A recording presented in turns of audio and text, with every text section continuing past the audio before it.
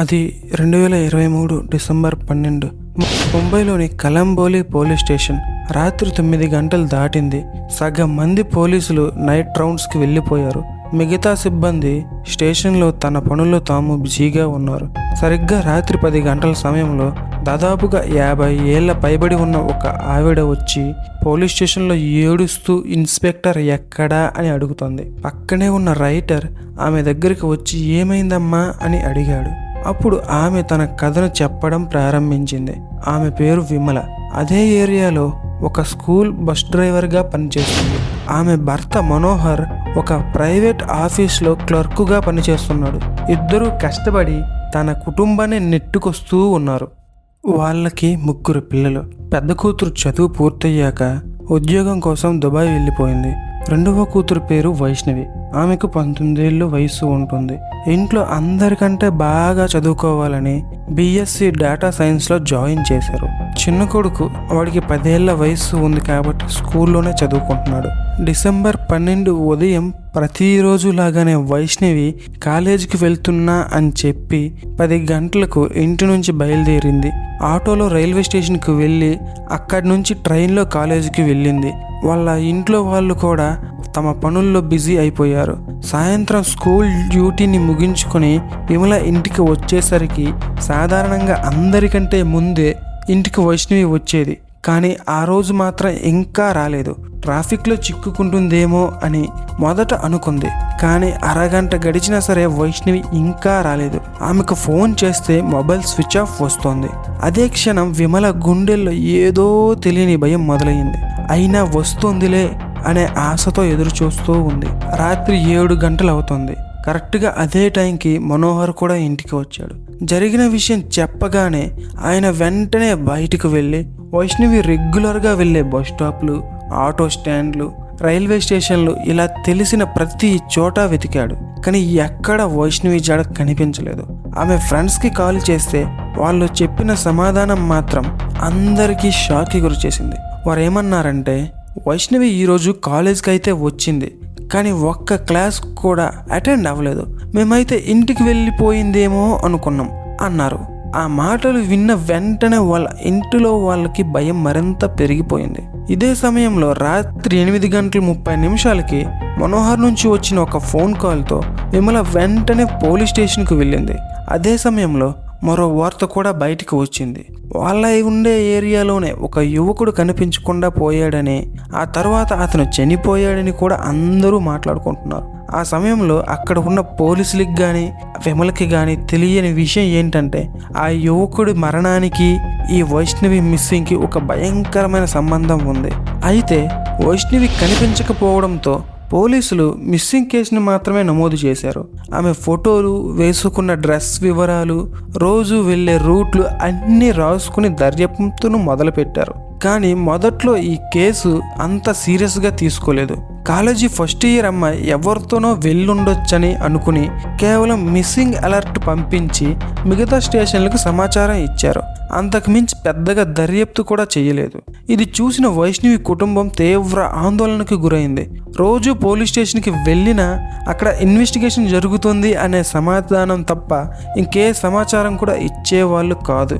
రోజులు గడుస్తున్నాయి, కానీ వైష్ణవి జాడ మాత్రం ఇంకా కనిపించలేదు. దీంతో వైష్ణవి ఫ్రెండ్స్ అంతా కలిసి రోడ్డెక్కి ధర్నా చేశారు. కాలేజీకి వచ్చిన అమ్మాయి మిస్ అయితే పోలీసులు ఎందుకు పట్టించుకోవడం లేదు అని రోడ్లను దిగ్బంధించి నిరసనలు కూడా చేపట్టారు. ఈ సంఘటనతో కేసు ఒక్కసారిగా హైలైట్ అయ్యింది. అప్పటికే వైష్ణవి కనిపించకుండా పోయి 3 వారాలు దాటిపోయాయి. దాంతో ప్రజల ఒత్తిడి పెరగడంతో పోలీసులు పూర్తి స్థాయిలో దర్యాప్తును ప్రారంభించారు. పోలీస్ కమిషనర్ ప్రత్యేక బృందాన్ని కూడా ఏర్పాటు చేశారు. అయితే అదే సమయంలో ఈ కేసులో యాంటీ హ్యూమన్ ట్రాఫికింగ్ అనే యూనిట్ను కూడా చేర్చారు. ఇప్పుడు 2 ప్రత్యేకమైన బృందాలు కలిసి వైష్ణవి కోసం వెతకడం మొదలెట్టాయి. మొదట ఇంటి దగ్గర నుంచి మొదలుకొని ప్రతి సీసీ కెమెరాను చెక్ చేయడం ప్రారంభించారు. ఫుటేజ్లో వైష్ణవి ఇంటి నుంచి మెయిన్ రోడ్డు వరకు వచ్చి ఆటో ఎక్కడం, రైల్వే స్టేషన్ చేరడం, అక్కడ తన ఫ్రెండ్స్తో కలిసి ట్రైన్లో ఎక్కడం స్పష్టంగా కనిపించింది.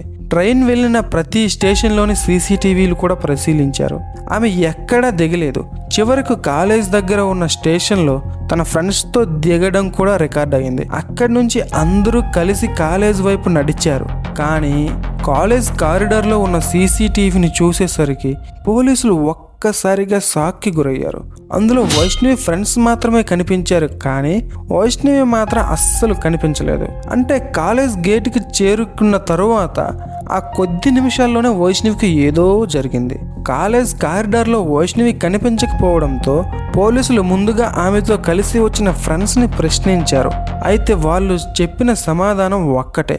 అదేంటంటే కాలేజ్ దగ్గరికి వచ్చాక వైష్ణవి ఒక చిన్న పని ఉంది, ఇప్పుడే వస్తా, మీరు క్లాస్కి వెళ్ళిపోండి అని చెప్పింది. మేము కూడా క్లాస్కి వెళ్ళిపోయాం, కానీ తరువాత ఆమె క్లాస్కి రాలేదు అన్నారు. ఇప్పుడు పోలీసులు కాలేజ్ చుట్టుపక్కల ఉన్న ప్రతి షాప్, ప్రతి సీసీటీవీని చెక్ చేయడం మొదలుపెట్టారు. రోజులు గడిచిపోయాయి. చివరికి జనవరి 6న కాలేజ్ బయట ఉన్న ఒక పాన్ షాప్లోని సీసీటీవీ ఫుటేజ్ దొరికింది. ఆ వీడియో చూసిన పోలీసులు కూడా మళ్ళీ షాక్ అయ్యారు. కాలేజ్ వరకు వచ్చిన వైష్ణవి కాలేజ్ లోపలికి వెళ్లకుండా మళ్ళీ వెనక్కి తిరిగి అదే రైల్వే స్టేషన్ వైపు నడుచుకుంటూ వెళ్ళింది. అసలు ఆమె మళ్ళీ ఎందుకు వెనక్కి తిరిగి వెళ్ళింది, ఎవరిని కలవడానికి అనే డౌట్ అక్కడ వచ్చింది. అక్కడికి వెళ్ళిన వైష్ణవి మళ్ళీ లోకల్ ట్రైన్ ఎక్కింది. ఇప్పుడు పోలీసులు మళ్ళీ ట్రైన్ వెళ్ళిన ప్రతి స్టేషన్లోని సీసీటీవీ ఫుటేజ్ని చెక్ చేయడం మొదలుపెట్టారు. చివరికి ఖర్ఘర్ అనే రైల్వే స్టేషన్లో వైష్ణవి దిగినట్టు గుర్తించారు. ఇది ఆమె ఇంతకు ముందు ఎప్పుడూ వెళ్ళని ప్రదేశం. స్టేషన్లో ఆమె ఒక్కతే కనిపించింది. ఎవ్వరూ ఆమెను ఫాలో అవుతున్నట్టు కూడా కనిపించలేదు.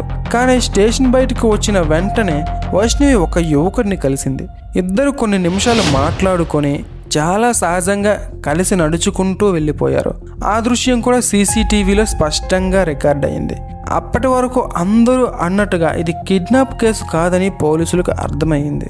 అయితే ఇప్పుడు పోలీసుల ముందున్న ఒక ప్రశ్న, ఆ యువకుడు ఎవరు? వైష్ణవి ఫ్రెండ్స్కి, కుటుంబ సభ్యులకి సీసీటీవీలోని ఫోటోలను చూపించారు, కానీ ఎవ్వరూ వెంటనే గుర్తుపట్టలేదు. అదే సమయంలో పోలీసులు వైష్ణవి కాల్ డీటెయిల్స్ను కూడా పరిశీలించారు.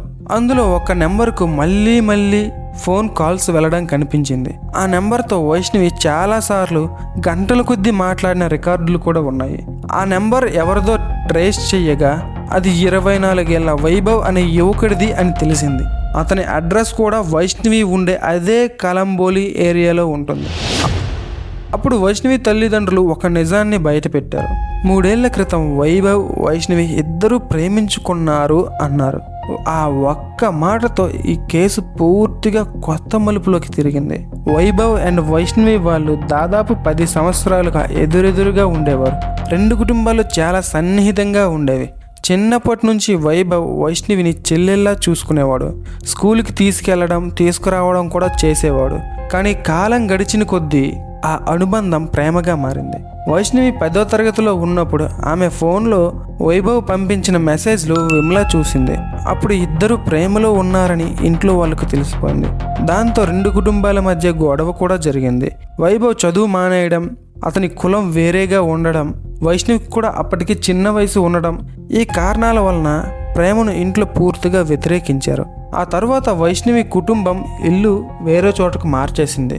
ఇంట్లో వాళ్ళ మాట విన్న వైష్ణవి పూర్తిగా చదువుపైనే దృష్టి పెట్టినట్టు అందరూ అనుకున్నారు. కానీ కాల్ రికార్డ్స్ మాత్రం ఇంకో నిజం చెప్తున్నాయి. ఇద్దరూ రహస్యంగా మాట్లాడుకోవడం, కలవడం కొనసాగించారు. పోలీసులు వెంటనే సీసీటీవీలో కనిపించిన వ్యక్తి వైభవేనా అని అతని మొబైల్ టవర్ లొకేషన్ని చెక్ చేశారు. వైష్ణవి ఖర్ఘర్ స్టేషన్కు చేరుకున్న సమయానికి వైభవ్ మొబైల్ కూడా అదే టవర్లో ఉంది అని స్పష్టంగా వచ్చింది. అంటే సీసీటీవీలో ఉన్న వ్యక్తి వైభవే. ఇప్పుడు పోలీసులు ఇద్దరూ వెళ్ళిన దారిలో సీసీటీవీలను వరుసగా పరిశీలించడం మొదలుపెట్టారు. చివరికి వాళ్ళు ఇద్దరూ కలిసి ఒక అడవి ప్రాంతంలోనికి వెళ్ళారు. కానీ అక్కడ సీసీటీవీలు లేవు. అందుకే అడవి చుట్టూ ఉన్న కెమెరాలను చెక్ చేశారు. గంటలు గడిచిపోయాయి. దాదాపుగా 3.5 గంటల తరువాత అదే అడవి నుంచి వైభవ్ ఒక్కడే బయటికి వస్తున్నాడు. వైష్ణవి మాత్రం కనిపించడం లేదు. ఇది చూసిన పోలీసులకు ఒక విషయం స్పష్టమైంది. వైష్ణవికి ఏం జరిగిందో తెలిసింది ఒక్క వైభవ్కే. అతన్ని సీసీటీవీలో ఫాలో అవుతూ ఉంటే అతను రైల్వే స్టేషన్కి వెళ్ళాడు. అక్కడ కొంతసేపు ఒంటరిగా కూర్చున్నాడు. తరువాత ట్రైన్ ఎక్కి మరో స్టేషన్కి కూడా వెళ్ళాడు. అక్కడ ఒక ట్రాక్ పక్కన నడుస్తూ తన బ్యాగ్ని ఒక్కసారి పక్కకు విసిరేశాడు. పోలీసులు ఆ బ్యాగ్ వైపు చూస్తున్న క్షణంలోనే వైభవ్ ఎదురుగా వస్తున్న ట్రైన్ ముందుకు దూకి ఆత్మహత్య చేసుకున్నాడు. ఆ ఒక్క క్షణంలో ఈ కేసులో ఉన్న నిజాన్ని చెప్పగలిగిన ఏకైక వ్యక్తి కూడా చనిపోయాడు. వైభవ్ చనిపోయిన తర్వాత ఈ కేసు పూర్తిగా డెడ్ ఎండ్కి వెళ్ళిపోయిందని పోలీసులు అనుకున్నారు. కానీ అతను ట్రైన్ కిందకి దూకే ముందు విసిరేసిన బ్యాగ్ని పోలీసులు తీసుకున్నారు. ఆ బ్యాగ్ ఈ కేసును మళ్ళీ ముందుకు తీసుకొచ్చింది. ఆ బ్యాగ్లో లాక్ కేసు ఉన్నటువంటి అతని మొబైల్ ఫోన్ దొరికింది. ఫోన్ పాస్వర్డ్ క్రాక్ చేసి చూస్తూ ఉండగా అందులో వైష్ణవితో జరిగిన చాట్స్తో పాటు దాదాపుగా 20 పేజీల సూసైడ్ నోట్ కూడా కనిపించింది. అందులో వైభవ్ ఒక షాకింగ్ నిజం రాశాడు. ఇంట్లో ప్రేమ విషయం తెలిసిన తర్వాత ఇద్దరూ విడిపోయినట్లు కనిపించిన కొంతకాలానికి మళ్ళీ రహస్యంగా ప్రేమ కొనసాగించామని చెప్పాడు. కానీ వైష్ణవి డిగ్రీలో చేరిన తర్వాత ఆమె నెమ్మదిగా తనకు దూరం అవ్వడం మొదలుపెట్టిందని, కాలేజీలో కొత్త ఫ్రెండ్స్ రావడంతో తనను మర్చిపోయిందని వైభవ్ అనుమానించాడు. కానీ వైష్ణవి మాత్రం మన ఇద్దరి పెళ్ళి ఇంట్లో ఎప్పటికీ జరగదు, అందుకే ఈ రిలేషన్ ఇక్కడితో ముగిద్దాం అని చెప్పేసిందని రాశాడు. ఆ మాటలను వైభవ్ జీర్ణించుకోలేకపోయాడు. డిసెంబర్ 12న చివరిసారిగా కలుద్దామని వైష్ణవిని పిలిచి అడవిలోకి తీసుకెళ్లి ఆమెను జిప్ టైతో గొంతు బిగించి చంపేశాడని అతని నోట్లో పేర్కొన్నాడు. ఆ నోట్ చివర్లో ఒక కోడ్ రాశాడు. అదే L01501. ఈ కోడ్ అర్థం పోలీసులకి తెలియలేదు. వారు వారం రోజుల పాటు అడవిని జల్లిడి పెట్టినా సరే వైష్ణవి మృతదేహం వెతకలేకపోయారు. డ్రోన్లను వాడారు, ఫారెస్ట్ డిపార్ట్మెంట్ సహాయం తీసుకున్నారు, అయినా ఫలితం లేదు. చివరికి ఒకరోజు ఆ పోలీసులు కోడ్ని చూసి ఒక ఫారెస్ట్ ఆఫీసర్కి చెప్పగా అతను వెంటనే ఆ కోడ్ని అర్థం చేసుకున్నాడు. ఆ కోడ్ అడవిలో ఉన్న ఒక ఫారెస్ట్ కంపార్ట్మెంట్ నెంబర్.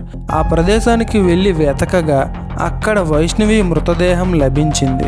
DNA పరీక్షల తరువాత అది వైష్ణవిదేనని నిర్ధారించారు. వైభవ్ తన నోట్లో మరో విషయం కూడా రాశాడు. ఈ జన్మలో కలిసి బతకలేకపోతే ఇద్దరం చనిపోయిన తరువాత మరో జన్మలో భార్యాభర్తలుగా పుడతాం అనే భ్రమను తాను ఈ ఘోరానికి పాల్పడ్డాడని కూడా తెలిపాడు.